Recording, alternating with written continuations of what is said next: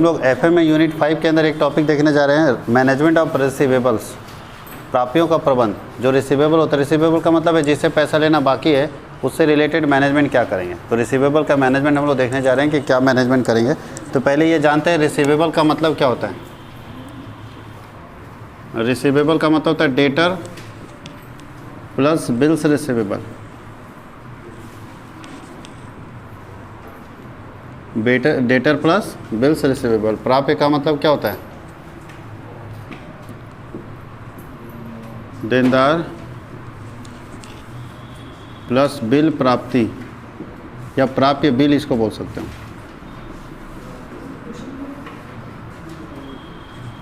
कोई दिक्कत है? आगे लिख सकते हैं रिसीवेबल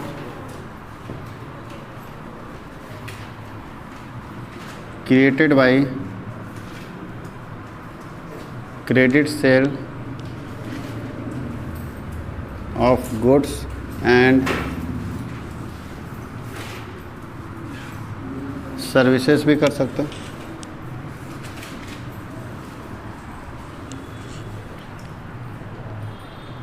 प्राप्य का सृजन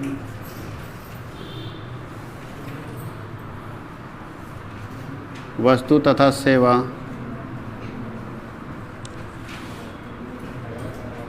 उधार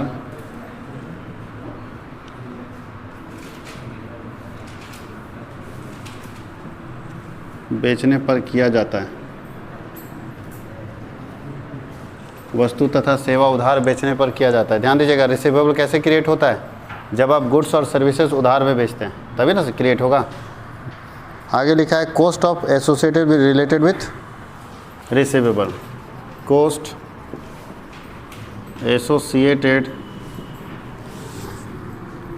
विथ रिसीवेबल। रिसीवेबल के साथ क्या कॉस्ट लगता है? प्राप्यों में शामिल लागत। प्राप्यों में शामिल लागत। अच्छा, कौन कौन सा लागत शामिल है प्राप्य में? रिसीवेबल में कौन कौन सा कॉस्ट शामिल होता है? तो पहला कॉस्ट लिखा है कॉस्ट ऑफ कैपिटल, जिसको कैपिटल कॉस्ट बोलते हैं। कैपिटल कॉस्ट पूंजी लागत।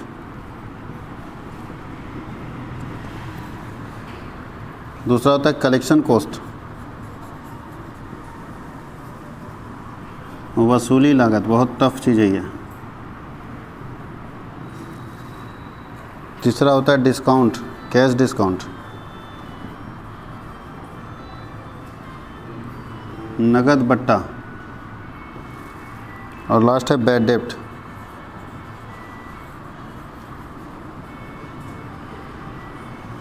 डूबत ऋण। ये 4 तरह का कॉस्ट रिसीवेबल में शामिल होता है, याद रखना है। कितने तरह के कॉस्ट शामिल होता है? 4 तरह का। रिसीवेबल के अंदर 4 तरह का कॉस्ट शामिल होगा। पहला कॉस्ट क्या देखें हम लोग? Capital cost. बताइए जी, आप कहीं से पैसा ला रहे हैं मार्केट से और किसी को उधार बेच रहे हैं, तो आप जो पूंजी ला रहे हैं मार्केट से, तो आपको उसके ऊपर खर्च पड़ता होगा कि नहीं? 1 लाख रुपया कहीं से उधार उठाए, माल लाए दुकान में और सब उधार बेच दिया, तो क्या लगता है कि लागत कहाँ पड़ रहा है आपका? अब आप जो बिजनेस में सोचने वाला है वो कोई बोलेगा कि नहीं, एक ही महीना का ना उधार बेचें। सर 1 महीना का उधार बेचे तो 1 महीना जो पूंजी लाने में आपको इंटरेस्ट चुकाना पड़ा, वो आपका कॉस्ट है या नहीं उधार बेचने का? अगर हम आपको उधार बेच रहे भैया, तो हमको क्या खर्च पड़ रहा है जानते हैं? खर्च ये पड़ रहा है कि 1 महीना अगर हम कहीं पैसा उधार उठा के सामान खरीद के आपको दिए और आप पैसा मेरा 1 महीना फंसा दिए, तो 1 महीना हम जहाँ से पैसा उठाएंगे वहाँ ब्याज देंगे ना, तो जो ब्याज देंगे मेरा लागत पड़ रहा है ना आपको उधार बेचने का। अगर हम उधार नहीं बेचे होते तो आपसे पैसा मिल जाता, तुरंत दे देते, ब्याज बचते कि नहीं बचते? तो पहला है कि cost of capital, capital cost. पहला जो रिसीवेबल का कॉस्ट होता है वो पूंजी का कॉस्ट होता है। जो हम पूंजी लगा दिए हैं आपके माल में, बताओ सामान आप खरीद लिए हो और 3 महीना बाद पैसा दोगे, तो 3 महीना जो हम कहीं चुकाएंगे ब्याज, वो मेरा लागत नहीं पड़ेगा आपको उधार बेचने का। इसलिए देखिए, वो उधार बेचने वाला लोग महंगा बेचता है। अगर तरीके से देखेगा तो उधार बेचने वाला महंगा बेचेगा, क्योंकि 3 महीना जो खर्चा पड़ा वो जोड़ेंगे। दूसरा कलेक्शन कॉस्ट, वसूल करने का। क्या लगता है वसूली इतना आसानी से हो जाएगा?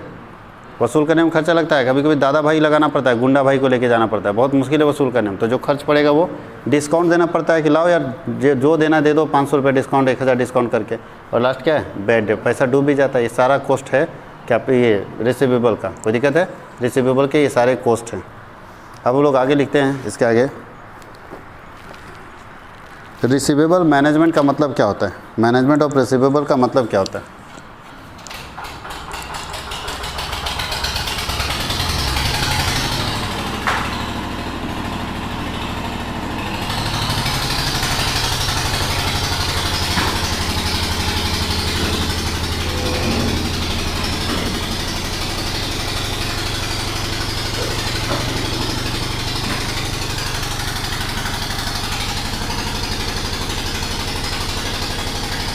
Management receivable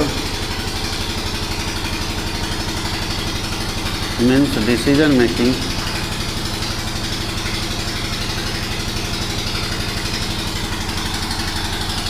related to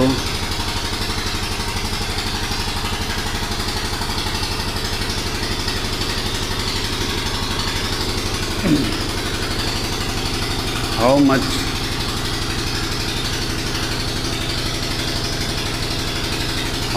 amount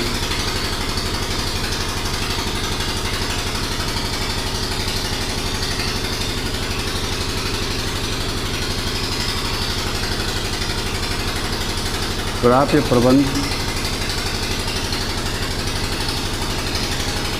का अर्थ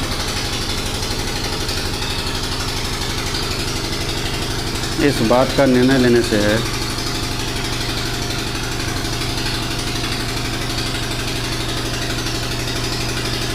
प्राप्य प्रबंध का अर्थ इस बात का निर्णय लेने से है कि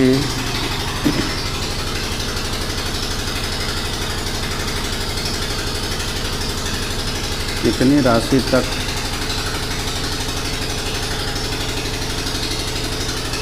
माल उधार बेची जा सकती है।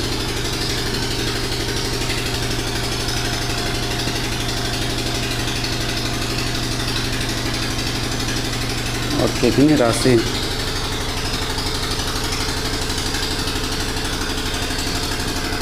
बाकी रखी जाती है।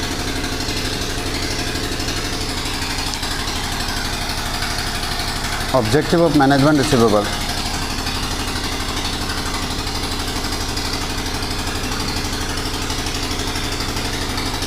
Management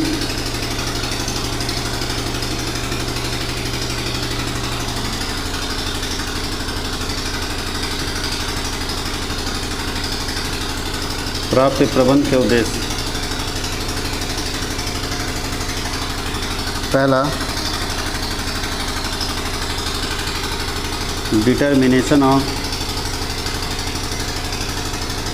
optimum level of credit sale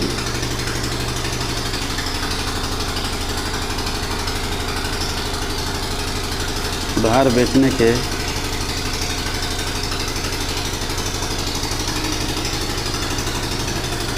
अधिकतम स्तर का निर्धारण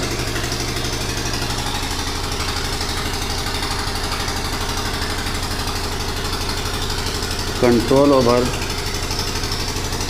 कॉस्ट ऑफ रिसीवेबल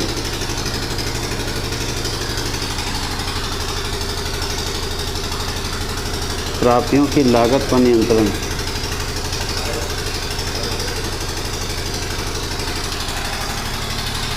लिखते चले जाइए। उसके बाद समझाते हैं। जब तक जनरेटर जलेगा तब तक दिक्कत है। तीसरा है उचित साख नीति अपनाना।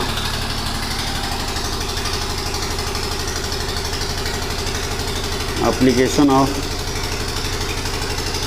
Proper credit policy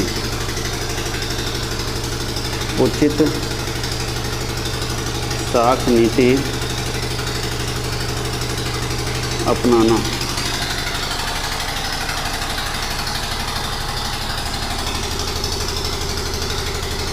to maintain optimum level of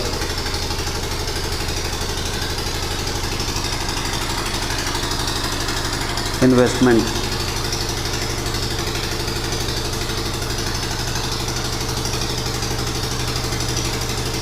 विनियोग का उचित स्तर बनाए रखना।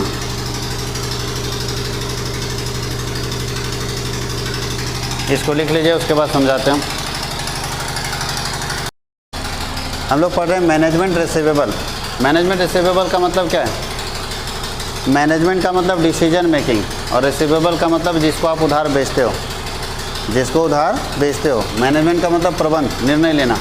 तो बोलता है अगर आप डिसीजन मेकिंग करते हैं ट्रेड रिसीवेबल से रिलेटेड कि कैसे पैसा लेना है, कैसे लेना है, कितना उधार बेचेंगे, इससे संबंधित कोई भी काम आप करते हैं तो वो कहलाता है मैनेजमेंट रिसीवेबल।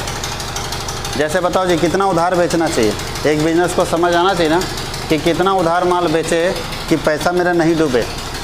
अगर आपसे पूछा जाए कितना उधार माल बेचना चाहिए, नहीं तो गांव के दुकानदार देखो इसका यही ख़राब है। इसके कारण क्या होता है, उधार इतना बढ़ जाता है कि फिर बाद में मिलता नहीं। तो कितना रुपए तक उधार बेचेंगे, इसका कोई तरीका होना चाहिए ना। कैसे तय करेंगे कि कितना रुपया उधार बेचेंगे, कितना दिन में आपको पैसा दे देना होगा, कोई तो कंडीशन लगाइएगा आप, ताकि आपका पैसा मिल जाए। नहीं तो पता क्या होता क्या है कि 5 रुपया कमाने के चक्कर में किसी को 3000 का उधार बेच दिए। 3000 का बेचे तो मान लो 100 रुपया कमाते हैं। कितना कमाते हैं? 100 रुपया। तो 100 कमाने के चक्कर में 3000 रुपये का उधार बेच दिए और वो 3 साल झुला दिया। तो आप कमाएँ कि गंवाएँ? 100 रुपये के चक्कर में 3 साल 3000 रुपये अगर लगा झुला दिया, आपका पेमेंट लटका दिया, तो 3000 का 3 साल का ब्याज निकालो। अगर वो पैसा बैंक में होता तो कितना मिलता? तो पता चला 100 रुपये ज़्यादा मिलता। तो सर ये फ़ायदे का सौदा है कि घाटे का सौदा है? तो ऐसे में तो बिज़नेस आपको समझ नहीं आएगा। यही बात आपको ध्यान देना है कि हमको ये चीज़ डिसीजन लेना है कि कितना रुपये तक हम उधार बेचेंगे और कितना दिन तक दे पाएंगे। उससे ज़्यादा दिन हम नहीं दे पाएंगे। तो दिन भी तय करेंगे और कितना रुपये तक बेचेंगे ये भी तय करेंगे, ताकि हमको नुकसान ना हो। ये तो देख लेना, 3000 का 5% के हिसाब से ब्याज जोड़ लीजिए। 3000 का साल भर में अगर 5% निकालेंगे तो 150 रुपये साल भर में आता है। यानी 3 साल लटका दिया ना पैसा, तो 450 रुपये ब्याज मिलता बैंक से। और आप 100 रुपया कमाने के चक्कर में 3000 लग फंसा दिए। तो ये फ़ायदे का सौदा है कि घाटे का सौदा है? तो बिजनेसमैन समझता है कि भैया ना, वो बोलेगा लेना है तो लीजिए, नहीं तो भैया आप जा सकते हैं, हमारे पास दूसरा ऑप्शन नहीं, हम इससे ज़्यादा नहीं कम कर पाएंगे। क्योंकि लालच बहुत ख़राब चीज़ होता है, इसलिए हम फंसेंगे नहीं। आपको इतने दिन में पैसा दे देना होगा। तो आप पैसा लेने के लिए कोई नियम बनाइए। और वो नियम कैसे बनेगा? जब आप मैनेजमेंट करेंगे ट्रेड रिसीवेबल का। अब उसके नीचे ऑब्जेक्टिव क्या पर उद्देश्य है, क्यों हम लोग ट्रेड रिसीवेबल करते हैं। तो पहला ऑब्जेक्टिव क्या लिखा है? Determination of optimum level of credit sale, यानी कितना हाईएस्ट हम क्रेडिट सेल कर सकते हैं उसका लेवल तय कर देंगे। कि एक आदमी को 3000 से ज़्यादा उधार नहीं बेच सकते। तय करो कितना उधार बेच सकते हो एक आदमी को। एक आदमी को मैक्सिमम कितना उधार बेच सकते हैं ये तय करेंगे। दूसरा क्या है? Control over cost of receivable. Receivable का जो कॉस्ट पड़ रहा है, जो अभी बताया 3 साल में 450 पड़ जाएगा, उसको कंट्रोल करो। कंट्रोल करने के लिए क्या करेंगे? सिस्टम तय करेंगे। 3 महीना से ज़्यादा का उधार नहीं। एक तो तय कर दिया अमाउंट, कितना से ज़्यादा उधार नहीं। दूसरा तय करेंगे महीना, कितने दिन के लिए उधार देंगे। तीसरा क्या लिखता है? Application of proper credit policy. उधार देने का एक अच्छा तरीका डेवलप करो कि सर उधार हम कैसे देंगे। तरीका डेवलप करो कि इतना रुपया इतने दिन के लिए देंगे, फिर इसके बाद ब्याज लगेगा। देखिएगा बहुत लोग क्या करता है, बैंक देखिए उधार देने का नया तरीका डेवलप कर दिया। बोलता है क्रेडिट कार्ड से लेना, ले लीजिए, 20 दिन तक कोई पैसा नहीं लगेगा। लेकिन 20 दिन से अगर लेट कीजिएगा तो फिर 40% ब्याज जोड़ेंगे। ध्यान देना, बोला कि आपको जितना पैसा चाहिए उतना ले लो क्रेडिट कार्ड से। 20 दिन तक 1 रुपया ब्याज नहीं लेंगे, 1 रुपया भी ब्याज नहीं लेंगे। लेकिन अगर लेट किए तो 40% इंटरेस्ट लेंगे भैया। अब बताओ जी, कोई आदमी लेट करना चाहेगा? मजबूरी में लेट भी करेगा तो 40% देना पड़ेगा कि नहीं? आप लोग उतना छोड़िए, बजाज कार्ड से आप लोग खरीदते हैं ना, बजाज कार्ड क्या बोलता है कि अगर आप पैसा टाइम पर दे दिए तो फ्री में आपको हम लोन दे दे रहे हैं। 1 रुपया भी ब्याज पड़ता है, फ्री में लोन दे दे रहे हैं। टाइम पर जमा कीजिए। लेकिन लेट अगर जमा किए तो देखिएगा लेट फाइन कितना जोड़ता है। फिर 15 से 20% लेट फाइन। तो वो चाहता है कि हमको टाइम पर पैसा मिल जाए। तो आपको एक तरीका डेवलप करना होगा अपने बिजनेस के लिए कि हम कितना उधार बेच सकते हैं और कैसे बेचेंगे, उसके लिए नियम तय करना होगा। और सबसे लास्ट क्या है? To maintain optimum level of investment. हमेशा याद रखना अपने पास पैसा उतना रखना चाहिए कि हम ज़्यादा से ज़्यादा कितना इन्वेस्ट कर सकते हैं, कितना हम लगा सकते हैं, कितना रिस्क ले सकते हैं, ये तय करना होगा कि हाईएस्ट लेवल मेरा क्या है। ये सब तय करना मैनेजमेंट रिसीवेबल के अंदर आता है। कोई दिक्कत किसी को? इसको हम लोग अब आगे देखते हैं क्या क्या दिया हुआ है।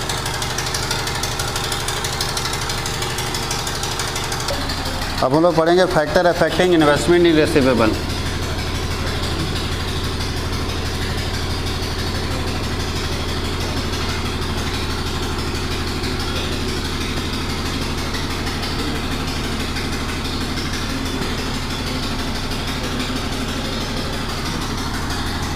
प्राप्तियों में विनियोग को प्रभावित करने वाला तत्व।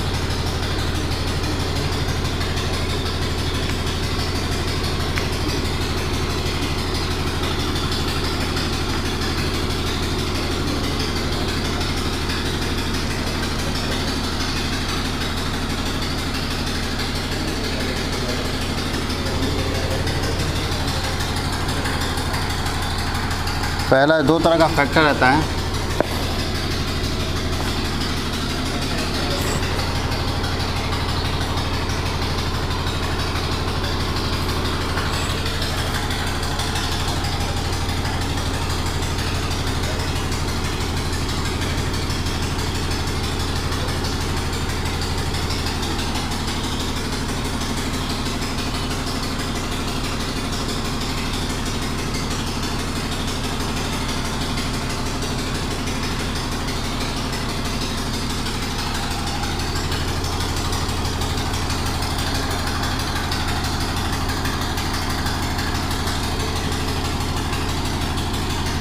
Nature and scope of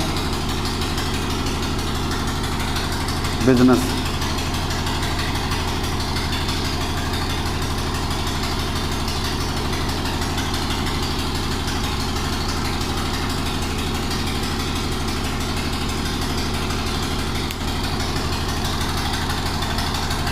size of cell.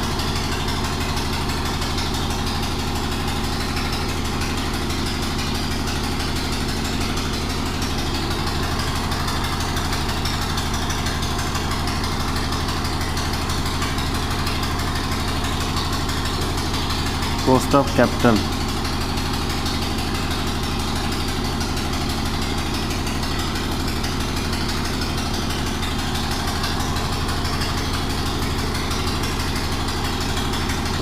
Number of business.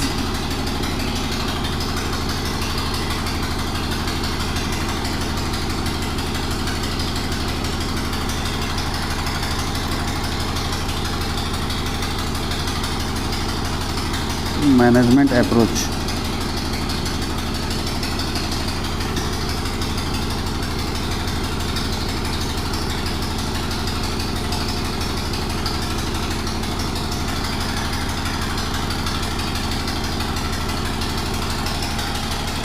Special factor में कौन कौन सा आता है? तो पहला आता है क्रेडिट सेल।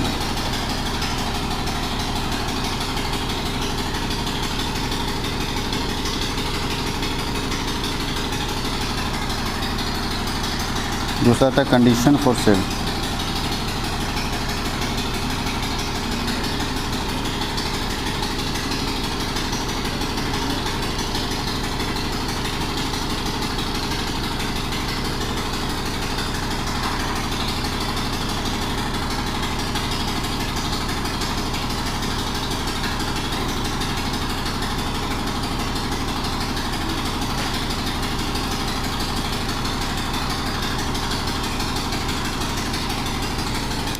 इसको लिखिए फिर समझाते हैं।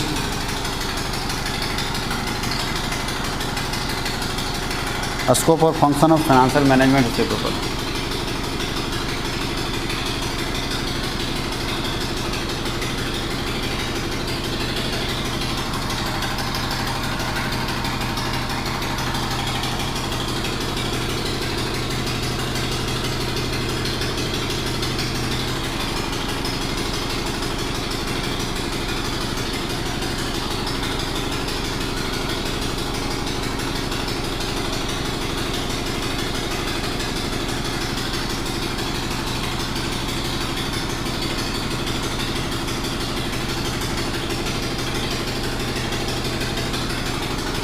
कौन कौन सा स्कोप एंड फंक्शन है? पहला है determination of credit policy and evaluation.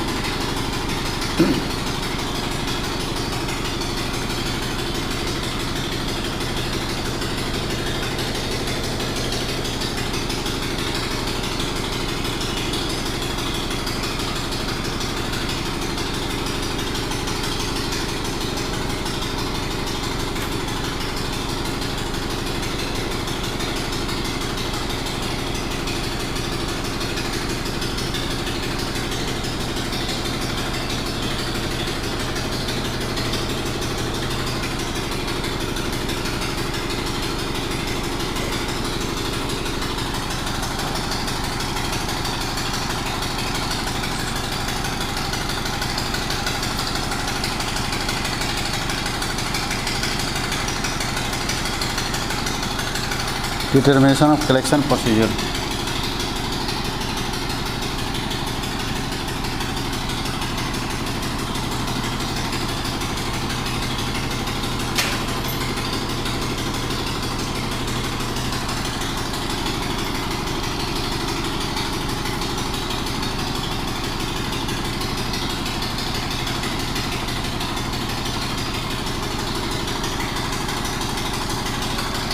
Valuation of credit और फॉर्मेशन ऑफ क्रेडिट पॉलिसी।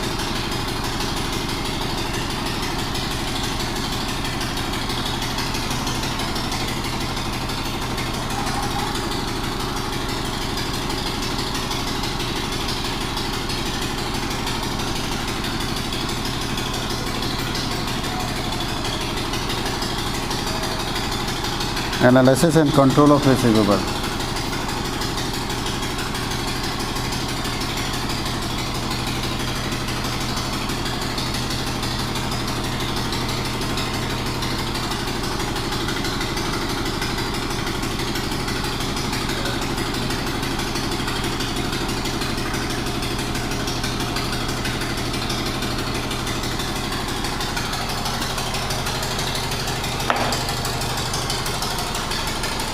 इसके बाद हम लोग पढ़ेंगे लास्ट टॉपिक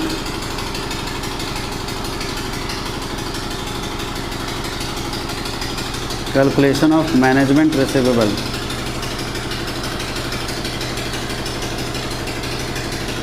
तो मैनेजमेंट रिसीवेबल के लिए हम लोग निकालते हैं data turnover ratio.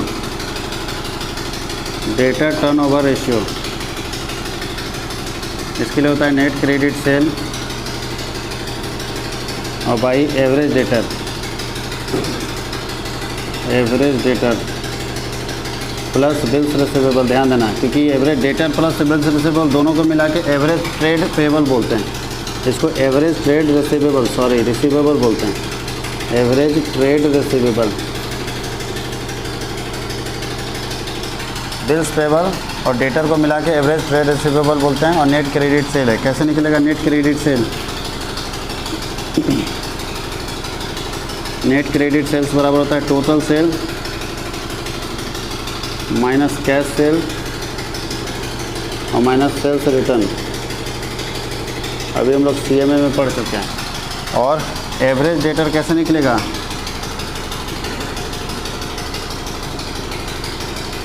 Average trade receivable बराबर होगा opening TR for trade receivable plus closing TR trade receivable divided by 2। इसके अलावा एक चीज़ और निकालना होता है जो हम लोग यहाँ लिख दे रहे हैं कि क्या निकालना पड़ेगा। एवरेज कलेक्शन पीरियड निकालते हैं। एवरेज कलेक्शन पीरियड, इसी से आप डिसाइड कर पाओगे कि कितना दिन में आप पैसा वसूल कर पाते हो। तो 365 बाई DTR का मतलब डेटा टर्नओवर रेशियो, इसको आप रिसीवेबल टर्नओवर रेशियो भी बोलते हैं। रिसीवेबल टर्नओवर रेशियो याद रखना, इसी का नाम है रिसीवेबल टर्नओवर रेशियो। और लिख देते हैं 365 अगर दिन में निकालना चाहते हैं तो, महीने में निकालना चाहते हैं तो 12 और वीक में निकालना चाहते हैं तो 52 होगा। इसको लिखिए फिर समझा देते हैं।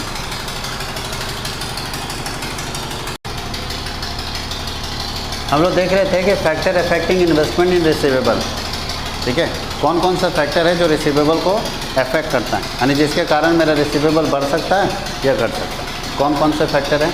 तो पहला फैक्टर है कॉमन फैक्टर, जो सामान्य बातें हैं, हमेशा सब आदमी को उसको वो परेशान करता है, जिसके कारण पूरा इफेक्ट होता है। तो पहला है व्यवसाय का प्रकृति और क्षेत्र, nature and scope of business. पता है बिजनेस का जो नेचर होगा उसके आधार पर डिसाइड करेंगे ना कि कितना आपको उधार बेचना चाहिए, कितना नहीं बेचना चाहिए। कोई कोई बिजनेस ऐसा होता है जिसमें उधार बेचना ही पड़ता है। कोई कोई बिजनेस ऐसा होता है जिसका नेचर है कि उधार बेचना ही पड़ेगा। कोई कोई बिजनेस में उधार बेचना सही नहीं होता है, क्योंकि उधार बेचने से पैसा फंस सकता है। तो ये तय करना होगा कि रिसीवेबल कितना रखे, उधारी कितना रखे मार्केट में। ये आपके बिजनेस के नेचर के ऊपर और उसके स्कोप के ऊपर निर्भर करता है। अगर आपका नेचर ऐसा है जिसमें उधारी रखना ही पड़ेगा, बिना उधारी का काम नहीं चलता है, तो आपको रखना ही पड़ेगा। कुछ ऐसे बिजनेस होते हैं जहाँ उधार नहीं रखे जाते, तो उधार कितना रखना चाहिए, नहीं रखना चाहिए, ये इस बात पर निर्भर करता है कि आपके बिज़नेस का नेचर क्या है और आपके बिज़नेस का स्कोप क्या है। दूसरा है साइज ऑफ सेल, उधार रखना चाहिए कि नहीं रखना चाहिए, ये इस बात पर डिपेंड करता है कि आपके बिज़नेस का उधार का साइज़ कितना है, कितना बेच देते हो। अच्छा, जो ज़्यादा बेचता है ना वो उधार रख सकता है, और जो कम बेचता है वो भी उधार रखेगा, तो बेचारा धंधा कहाँ से करेगा। एक तो कम बिक्री होता है, उसके बाद भी उधार है, तो धंधा कहाँ से करेगा। तो याद रखना है कि अपने विक्रय के आधार पर भी ज़्यादा बिकता है तो चलो कुछ उधार है तो चलता है।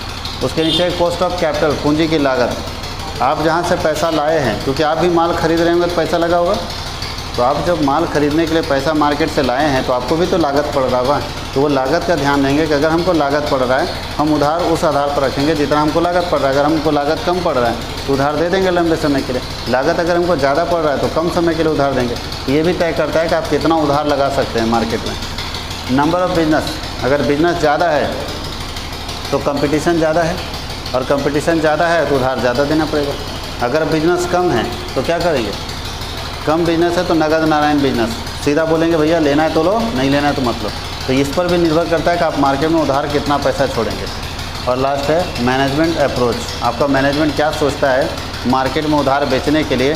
ये सारे फैक्टर है जिसके आधार पर आप तय करेंगे कि आपके बिज़नेस में कितना उधार देना चाहिए, आपके बिज़नेस में कितना उधार देना चाहिए, ये सारे फैक्टर तय करते हैं। इसके अलावा कुछ स्पेशल फैक्टर भी हैं जो आपके उधार के अमाउंट को तय करेंगे। पहला क्या है, क्रेडिट सेल, आप कितना उधार बेचते हैं, क्रेडिट सेल की पॉलिसी क्या है, कितने रुपए तक उधार बेच सकते हैं। दूसरा क्या है, कंडीशन फॉर सेल, कभी कभी कंडीशन फॉर सेल में ध्यान देना उधार में ही बिक्री होता है, कंडीशन ही है तो भैया हम खरीदेंगे 5 करोड़ का माल खरीदेंगे लेकिन उधार देना होगा आपको, क्योंकि सारा पैसा हम कैश नहीं दे पाएंगे। तो जब उधार देना होगा कंडीशन ही है तो आपको देना पड़ेगा। तीसरा क्या है, कैश डिस्काउंट, ध्यान देना उधार देने पर कैश डिस्काउंट देना पड़ता है। अच्छा, किसी को तुरंत में सामान बेच दो तो तुरंत पैसा दे देगा, और उधार में एक तो तंग करेगा और साथ ही साथ डिस्काउंट का बात करेगा, क्योंकि सामान ले लिया ना, तो सामान ले लिया तो आपको कंडीशन डालेगा ना 13,500 नहीं देंगे, बोलो कितना देना पड़ेगा। एक तो 3 महीना से झूला रहा है, उसके बाद भी कंडीशन डालेगा कि इतना पैसा नहीं दे पाएंगे। तो ये भी समस्या है, आपको देखना चाहिए कि हम कितना कैश डिस्काउंट करेंगे, दिक्कत है कितना कैश डिस्काउंट करेंगे, ये भी हम लोग तय करें यहाँ पे। तो ये सारे फैक्टर हैं जो अफेक्ट कर सकता है आपके रिसीवेबल को कि कितने रुपए तक उधार देना चाहिए। यानी उधार का लिमिट तय होगा यहाँ से क्या होगा, उधार का लिमिट तय होगा कि कितने रुपए तक उधार देना चाहिए, ये तय होगा इससे। ये सारे फैक्टर हैं जो तय करेंगे कि आपका उधार बेचने का लिमिट क्या है, कितने रुपये तक आप उधार दे सकते हो। अब हम लोग पढ़ने वाले हैं scope and function of management of receivable. अगर उधार के बारे में प्रबंध करना तो उसका क्या फंक्शन है, क्या क्षेत्र है, क्या फंक्शन होगा। तो पहला बोल रहा है determination of credit policy and evaluation. सबसे पहले आप अपना क्रेडिट पॉलिसी डिटरमाइन करो कि कैसे उधार दोगे, कितने रुपए तक उधार दोगे। ऐसे नहीं कि किसी को भी बांट दिए, उसकी क्रेडिट पॉलिसी होती है। हर बिजनेस का देखिएगा एक क्रेडिट पॉलिसी, उधार देने का तरीका है। वो बोल देगा सर हमारी कंपनी इससे ज़्यादा अलाउ नहीं करती, हम इससे ज़्यादा दे नहीं सकते, और अगर इससे ज़्यादा चाहिए तो ये कंडीशन है मेरा, इसको पूरा करना पड़ेगा। तो पहले से क्रेडिट पॉलिसी आपको डिटरमाइन करना पड़ेगा, तय करना पड़ेगा, फिर उसका मूल्यांकन करना पड़ेगा। फिर बोलता है डिटर्मिनेशन ऑफ कलेक्शन प्रोसीजर, वसूली कैसे करेंगे, जिसको उधार बेचेंगे उससे वसूल कैसे करेंगे, उसका प्रोसीजर तय करेंगे कि कैसे हम वसूल करेंगे। तीसरा क्या है, फॉर्मेशन ऑफ क्रेडिट पॉलिसी। आप अपना क्रेडिट पॉलिसी बनाइए। आप लोग कभी किसी से उधार सामान मांगे, बड़े बिजनेस से मांगिएगा, वो देखिएगा एक सिस्टम बताएगा आपको कि हम उधार तो दे देंगे लेकिन आपको ऐसे ऐसे पैसा देना पड़ेगा। बोल देगा कि नगद दीजिएगा तो 23,000, और उधार दीजिएगा ना 10 दिन के अंदर दीजिएगा तो 25,000, अगर 10 दिन से ज़्यादा लगा तो इतना, उससे ज़्यादा लगा तो इतना, कंडीशन डालेगा वो। तो आपको लगेगा कि सर ये सब महंगा है तो सबसे बढ़िया तुरंत पैसा दे देते हैं, जितना जल्दी पैसा दे देंगे उतना ही बेहतर होगा। तो ये क्रेडिट पॉलिसी फॉर्मेशन है। उसके नीचे क्या है, analysis and control of receivable. आप एनालिसिस कीजिए कि हमको कितना रिसीवेबल रखना है, कितना हमको उधारी मार्केट में रखना है। अच्छा, जो धंधा उधार बेचता ही नहीं है, सिर्फ नगद पे धंधा करता है, उसके लिए तो ये सब आती नहीं। और जो उधार वाला काम करता है उसको ये सब तय करना पड़ेगा कि कितना रुपया उधार रख सकते हैं हम। नीचे कैलकुलेशन कैसे करेंगे रिसीवेबल का, रिसीवेबल का कैलकुलेशन कैसे करेंगे। तो आप लोग पढ़े हैं रिसीवेबल मतलब उधारी, मार्केट में जो मेरा उधार है उसका कैलकुलेशन करने के लिए निकालना पड़ता है डेटर टर्नओवर रेशियो। क्या निकालना पड़ता है, debtor turnover ratio. Debtor turnover ratio कैसे निकलेगा, तो net credit cell by average debtor. कैसे निकलेगा, net credit cell by average debtor.